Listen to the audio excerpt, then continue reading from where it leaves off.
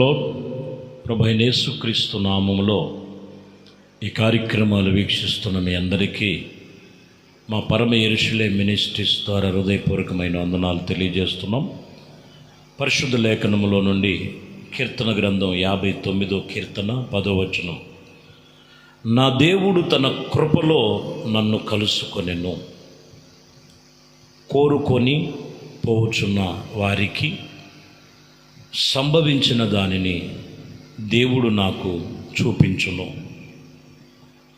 ఈ మూల వాక్యములో దేవుడు తన కృపతో నన్ను కలుసుకొనెను, దేవుడు తన కృపతో నన్ను కలుసుకొనెను.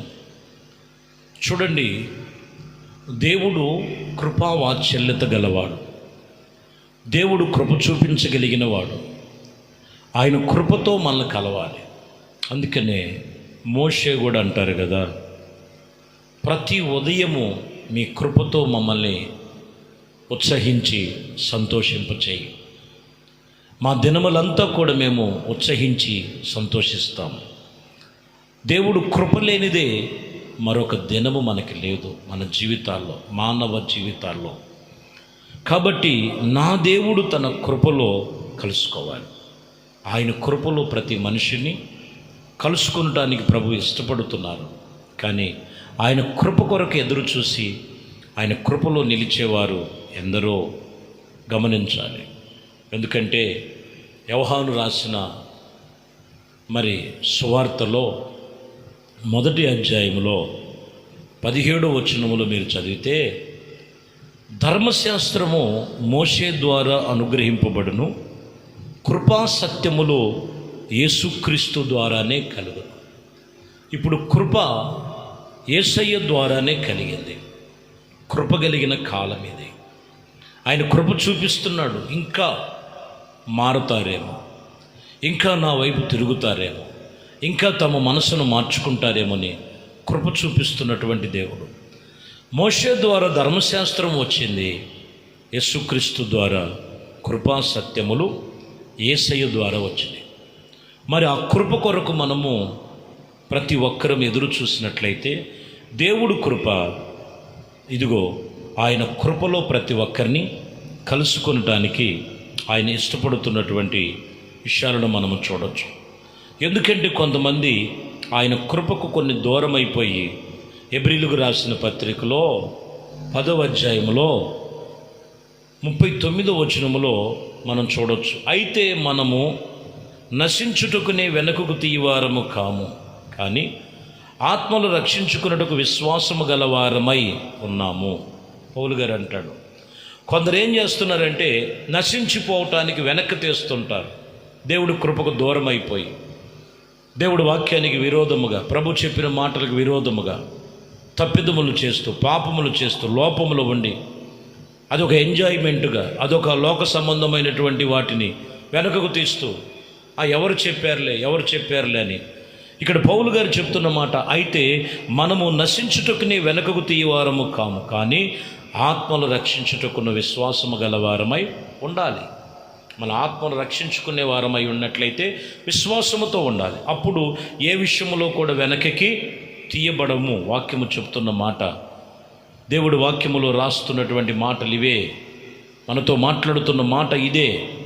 రక్షించుటకు మన విశ్వాసము గలవారమై ఉండాలి. అప్పుడు ఆయన కృప మన మీద నిలిచి ఉన్నప్పుడు విశ్వాసములో మనం దేవునితో నిబంధన కలిగి నడుచుకుంటాం.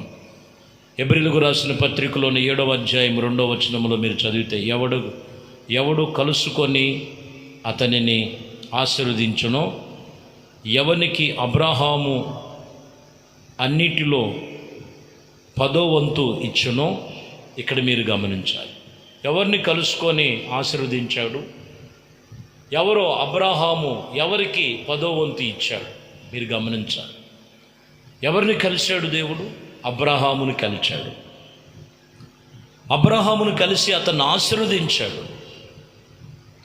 అందుకనే అబ్రహాము కూడా అన్నిటిలో 10వ వంతు ఇవ్వటం ప్రారంభించాడు. ఈరోజు దేవుడి సన్నిధిలో ఆయన కృపలో నువ్వు కలుసుకోవాలి, ఆశీర్వదించబడాలంటే ఎవరు నిన్ను ఆశీర్వదించేదంటే ప్రభు. అబ్రహామును దర్శించాడు, ఆశీర్వదించాడు, కలుసుకున్నాడు. అందుకనే అన్ని విషయాల్లో కూడా 10వ వంతు అబ్రహాం ఇచ్చినట్లుగా రాయబడింది. ఆఖరికి చాలా లేటు సంతానమైనటువంటి తన కుమారుని బలివ్వటానికి కూడా వెనకంచి వేయలేదండి. ఎందుకంటే అబ్రహాములో ఉన్నటువంటి గొప్ప విశ్వాసం అదే. ఈరోజు మనలో కష్టపడిన కష్టార్జితమో లేకపోతే దేవుడి కోసం ఏదైనా కేటాయించబడి దేవునికి ఇవ్వటానికి 10వ వంతు ఇవ్వటానికి ఎన్ని ఆలోచన చేసేవాళ్ళు లేకపోలేరు. దేవుడి దగ్గర లెక్కలు కాదండి. అబ్రహామును కలుసుకున్నాడు దేవుడు. ఎవరు కలుసుకున్నారంటే దేవుడు కలుసుకున్నాడు. ఎందుకనంటే ఆశీర్వదించాడు. ఆ ఆశీర్వాదానికి బదులుగా దేవునికి ఇవ్వటానికి 10వ వంతు ఇచ్చునని రాయబడిన మాట. షాలేము రాజు మహోన్నతుడగు దేవుడు యాజకుడై ఉన్నటువంటి దేవుని సన్నిధిలో మెల్కీషెదెకును గురించి నిరంతరము యాజకత్వములో ఉన్నాడని పేరు కలిగినట్లుగా అక్కడ అర్థము చెబుతూ, ఇదిగో మనం రాయబడిన మాటలు కొన్ని విషయాలు అక్కడ ఉంటాయి. ఈరోజు మనం గమనించాలి, ప్రభు కలుసుకునేది ఎందుకని అంటే వారిని ఆశీర్వదించటానికి. యోహాను సువార్తలో 6వ అధ్యాయములో 54వ వచనములో ఇదిగో అక్కడ చెబుతున్న మాట, పస్కా పండుగను ఆచరిస్తున్నటువంటి ఆ ప్రజల మధ్యలో శిష్యులకు కొత్త నిబంధన పరిచయం చేస్తున్నారు. అక్కడ ఈ కొత్త నిబంధనలో నా శరీరమును తిని నా రక్తము త్రాగువాడే నిత్య జీవము గలవాడు, అంచె దినములలో నేను వానిని లేపెదనని చెబుతున్నాడు. అంతేకాదు, ఎవడు నా శరీరము నా రక్తము తింటాడు, నేను వానితో నేను నిలిచి ఉంటానంటాడు. నేను వానితో నిలిచి ఉంటాను. పితరులు మన్నాను తిని చనిపోయినట్లుగా కాదు, ఇది పరలోకము నుండి దిగి వచ్చిన ఆహారము, ఇది తిన్నవాడు నిత్య జీవానికి వారసులని ఈ లేఖనాల్లో మనకి తెలియచేస్తున్నమాట. ప్రాముఖ్యమైన మాట, నేను వానితో నిలిచి ఉంటాను. ఎప్పుడు నిలిచి ఉంటాడంటే పాపాలు ఒప్పుకొని పాప క్షమాపణ నిమిత్తం మారు మనసు పొంది బాప్టిసంలోనికి రావాలి. పాపం ఒప్పుకోవాలి, మారు మనసు పొందాలి, బాప్టిసం తీసుకోవాలి. బాప్టిసం తీసుకున్న వారే ప్రభు యొక్క శరీరములో రక్తములో పాలివారై ఉంటారు. అప్పుడు నేను వారిలో నిలిచి ఉంటాను. ఇదిగో అంచె దినములలో నేను వారిని లేపెదను, వారికి దేవుడినై ఉందును, వారు నాకు ప్రజలై ఉంటారని ప్రభు చెప్తున్నమాట. కాబట్టి ప్రియమైన దేవుని బిడ్డలారా, పాపమును విడిచిపెట్టక, మారు మనసు పొందక, ప్రభువుని వెంబడిస్తూ ఆయన బలలో ఆయన శరీరము రక్తములో పాలివారై ఉండక ప్రభు నిలిచి ఉండడండి. నిలిచి ఉండడం, ఆయన నిలిచి ఉన్నది నీ స్థితిగతులను ఆయన కృపలో నిన్ను మార్చటానికి. మొదటి యోహానులో రాయబడిన మాటలో చూస్తే 2వ అధ్యాయములో 25వ వచనం, నిత్య జీవము అనుగ్రహింతును అనునది ఆయన తాను మనకు చేసిన వాగ్దానం. ఏంటిదా వాగ్దానం అంటే నిత్య జీవమును అనుగ్రహిస్తాను. యేసు ప్రభు వారు మనకు చేసిన వాగ్దానం. నిత్య జీవమునకు మనము వారసులుగా ఉండటానికి దేవుడు మనల్ని పిలిచాడు. దేవుని సన్నిధిలో మనం ఉండటానికి దేవునితో నిబంధన చేసుకోవాలి. ఖచ్చితంగా చెప్తున్న మాట, నిత్య జీవమునకు మనం వారసులుగా ఉండాలంటే అక్కడ అంటున్న మాట కూడా మీరు గమనించాలి. అపోస్తుడైనటువంటి కాలములలో అపోస్తుడైనటువంటి మరి లూకా రాసినటువంటి అపోస్తుల కార్యములలో 13వ అధ్యాయము 46వ వచనములో మనం చదివితే ఇక్కడ మనం చూడొచ్చు. అప్పుడు పౌలు బర్నబా ధైర్యముగా ఇట్లా అనిరి, దేవుని వాక్యము మొదట మీకు చెప్పుట ఆవశ్యకము అయినను మీరు దాన్ని తోసివేసి మిమ్మల్ని మీరే నిత్య జీవమునకు అపాత్రులుగా ఎంచుకున్నారు. కొంతమంది నిత్య జీవాన్ని అపాత్రులుగా ఎందుకు ఎంచుకుంటున్నారంటే వాక్యాన్ని తోసేసి, దేవుడు చెప్పిన మాటలు తోసివేసి, దేవుడు చెప్పినటువంటి దేవునితో నిబంధనను విడిచిపెట్టి అపాత్రులుగా ఎంచుకుంటున్నారు. మీరు అపాత్రులుగా కాదు, పాత్రులుగా ఉండాలి. 48లో అంటాడు, అన్యజనులలో ఆ మాటలు విని సంతోషించి దేవుని వాక్యమును మహిమపరిచరి మరియు నిత్య జీవమునకు నిర్ణయింపబడిన వారని విశ్వసించిరి. చూసారా, ఎంతోమందిని పిలుస్తున్నారు అన్ని జనులలో నుండి దేవుని వాక్యమును, ఆయన మాటలు సంతోషముగా దేవుని వాక్యములు మహిమపరచుటకు, మరి నిత్య జీవమునకు ఇదిగో నిర్ణయింపబడిన వారుగా, విశ్వసించబడిన వారుగా ఆయన తీర్చాడు. కారణం ఏంటంటే వాక్యమే. దేవుడు కృపతో మనల్ని కలుసుకోవాలి, ఆయన కృపై మనల్ని కలుసుకోవాలి.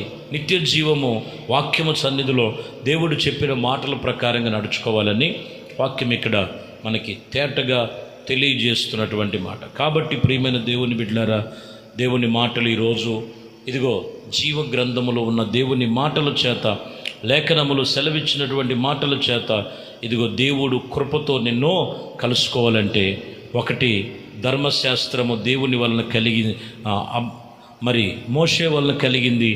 యేసుక్రీస్తు ద్వారా కృప సత్యములు కలిగి ఉన్నాయి. మరి మన రక్షణను మనం వెనక్కి తీసుకోకూడదు.